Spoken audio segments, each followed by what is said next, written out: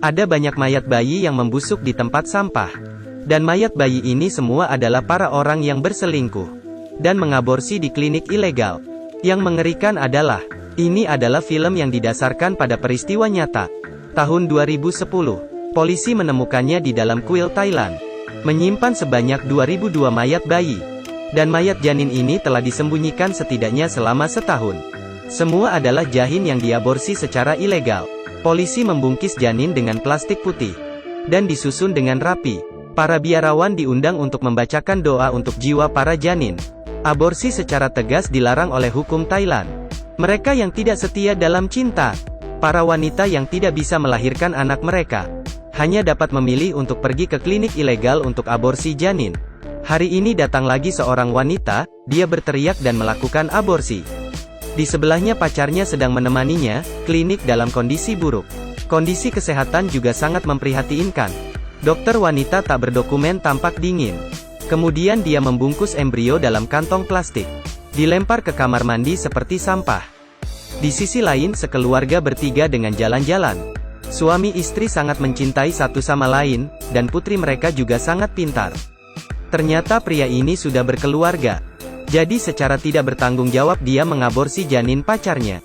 Setelah itu, tidak tahu mengapa, putri mereka sering berbicara dengan udara, dan mengaku dia melihat adik kecil yang tak berdaya terus mengikutinya. Ibu, ayah, tunggu adik.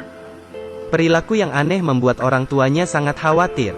Dan peristiwa aneh terus terjadi satu demi satu. Di rumah, putrinya juga mulai berbicara dengan dirinya sendiri dengan aneh.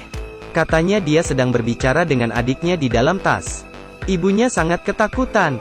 Dia membuka ransel dengan hati-hati. Ada bayi berdarah di dalamnya. Ibunya sangat terkejut. Wajahnya hingga pucat. Suaminya mendengar teriakan segera menghampirinya.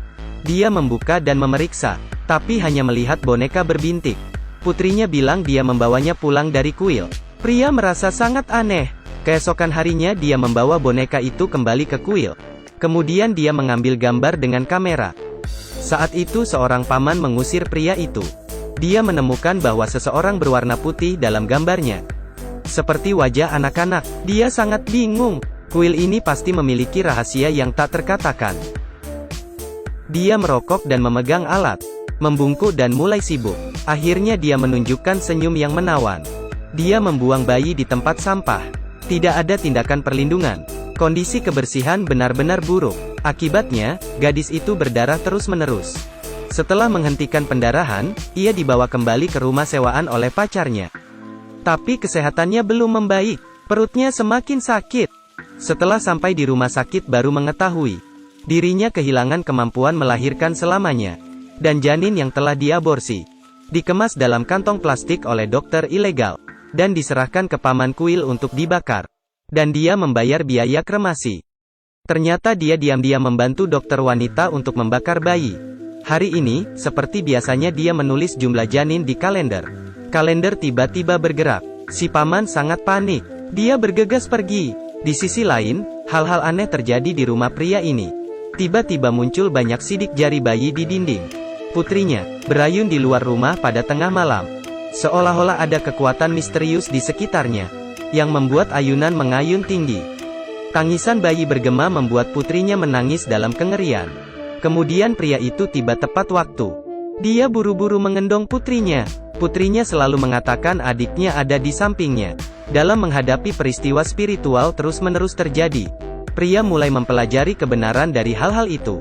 Dia mengarahkan kamera ke tempat tidur putrinya. Hanya terlihat cahaya hantu berkedip dalam gambar. Pria itu ketakutan hingga terdiam. Hari ini putrinya menghilang lagi dan dia buru-buru mencarinya. Terakhirnya dia menemukan putrinya duduk di dekat samping jendela. Putrinya bilang dia bermain dengan adiknya, tapi di sampingnya tidak ada orang sama sekali. Sementara itu, istrinya juga dirasuki oleh bayi hantu dan tidak bisa mengendali tubuhnya. Anehnya mengeluarkan tangisan bayi. Kekuatan istrinya tiba-tiba menjadi kuat. Suaminya didorong jatuh hingga pingsan.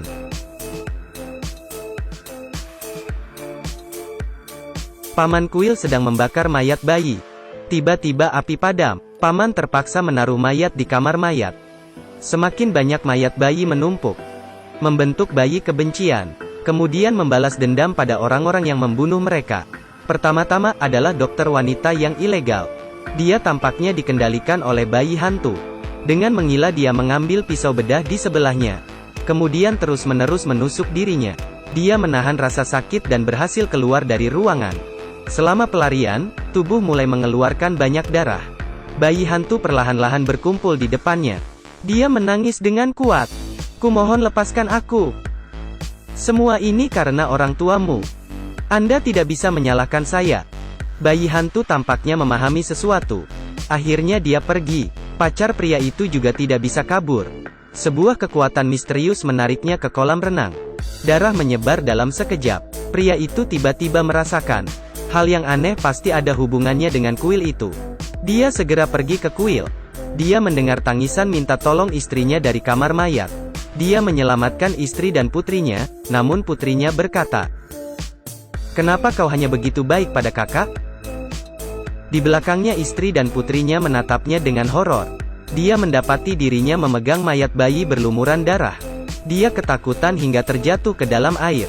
Hantu bayi langsung mengelilinginya. Polisi datang untuk melakukan pemeriksaan di kuil. Saat membuka kamar mayat, dengan bau busuk, puluhan ribu mayat bayi terjatuh keluar. Hal ini membuat semua orang terdiam. Paman Kuli dan dokter wanita dibawa ke pengadilan. Tapi dokter wanita tidak berpikir dia telah berbuat jahat. Karena dia mengadopsi banyak anak yatim piatu selama periode ini. Pria itu menjadi koma karena merasakan terlalu banyak ketakutan. Dan tempat tidur di sampingnya adalah pacarnya. Hantu bayi hantu mengikuti mereka berdua. Ini adalah akhir dari film. Film ini didasarkan pada peristiwa nyata. Menceritakan tentang aborsi ilegal yang ada di Thailand. Sepertinya ini melawan orang aborsi. Tapi ini juga cerita tentang pasangan yang tidak bertanggung jawab. Perlu dipikirkan kembali oleh semua orang. Dalam masyarakat saat ini, tindakan kehamilan sangat banyak. Anda tidak boleh hanya memikirkan kebahagiaan sejenak tanpa memikirkan konsekuensi.